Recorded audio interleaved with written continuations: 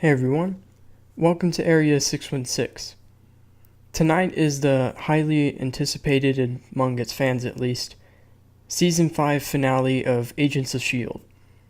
All season they've been building to this huge world-breaking finale, and with the introduction of characters like Graviton and the big reveal that to save the world they'll need to let Coulson die, the stakes have never been higher with this show. But beyond all that, since episode 19, something else has been lingering in the background. In that episode, while meeting with Daisy, a character specifically mentions another big event going on at the same time in the MCU, one far greater than this one. Aliens, you know? Have you seen all this weird stuff happening in New York? No, I can't watch the news. It makes me crazy. From there, it's become pretty clear that Thanos is a huge threat, lingering over all of reality. What are you saying?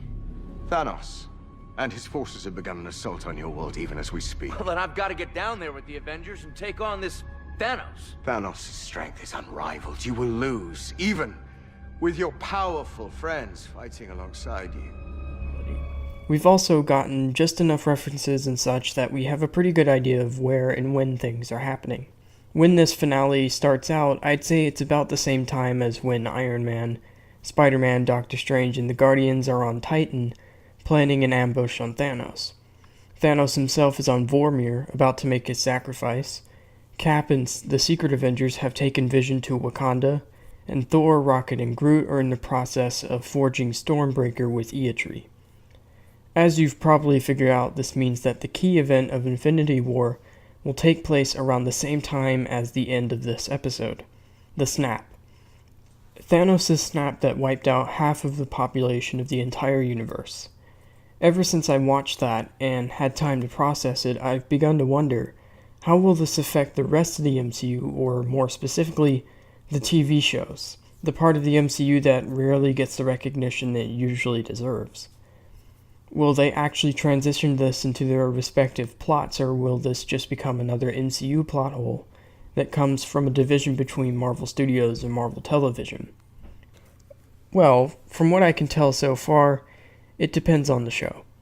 So today I'm going to be going over all of Marvel Television and trying to determine if they will or won't tie into Infinity War by having members of their cast fade away.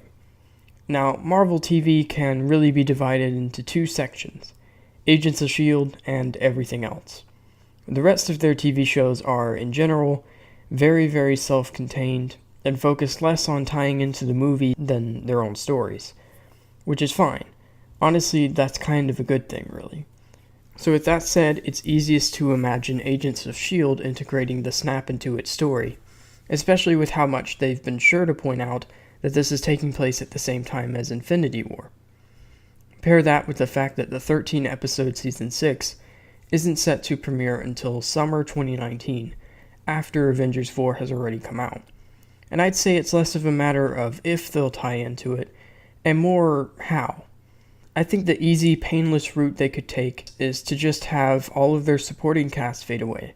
The likes of Graviton, Piper, that dude I don't know the name of, but boy is that a great story, and then the main cast will be rather conveniently just fine. Now, if this were a Marvel show other than Agents of S.H.I.E.L.D., say it's Runaways or Luke Cage, I actually think that's probably how it would go down if they had to tie in. But Agents of S.H.I.E.L.D., as previously mentioned, likes to throw in as many ties to the movies as possible, so I'm personally expecting members of the main cast to disappear, only to reappear as part of Season 6's plot. Who knows, maybe Season 6 will feature some of the agents inside the Soul Stone. So, who would these characters be? Well, let me just start off by saying that either way, Coulson's kicking the bucket. I'm just honestly very confident that this is the end of the line for his character, beyond a flashback appearance in Captain Marvel. And really, it's fitting. He was there at the very beginning in 2008, he helped to bring in the television side of the MCU, and his life truly ends in 2018 at the 10-year anniversary of the MCU. So beyond him, I'm going to guess that Mac, Simmons, Piper, and May will be taken, leaving Quake, Fitz, Deke, and Yo-Yo behind. The reason I picked these characters has to do with the show's current events, There's a lot of tension between Quake and Fitz, so forcing them all to work together to find a solution would be good for their characters. Now, as for the rest of Marvel TV, as I previously mentioned, I wouldn't hold your breath. The Marvel Netflix shows, as far as I can tell, appear to currently be taking place in, I think, 2017, so I think it's very likely they'll simply stay a couple of months behind until it's all resolved. And even if it isn't ever truly resolved, it'll just be everyone but the main casts. And really, I can't blame them. I mean, otherwise they would be forced to erase half their cast and not even be able to tie into that plot in any meaningful way. I mean, think about it. It would just be like this. Season 3 of Daredevil. Oh no, Foggy and Karen and Claire all got dusted. And then Season 4 of Daredevil. Oh wait, they're back. Cool.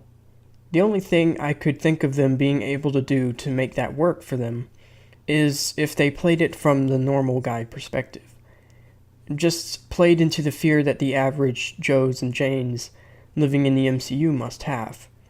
That literally anything can happen to them at any time, and not only would they not have any warning, but they also would have no ability to fight back. They're completely powerless. That could maybe work. I could especially see that as a part of Jessica Jones.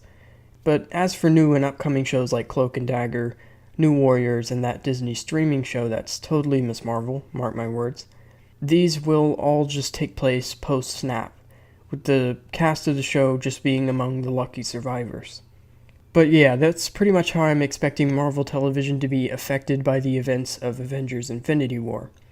Agents of S.H.I.E.L.D. will dive into it head first, the Netflix shows and Runaways will avoid it like it's the Black Plague, and Cloak and Dagger, New Warriors, and the other upcoming shows will take place after it, possibly with the occasional reference to it, but mostly being able to avoid its effects otherwise. But really, for Agents of S.H.I.E.L.D., we'll know for sure mere hours after this video is uploaded, as tonight is the Big 9.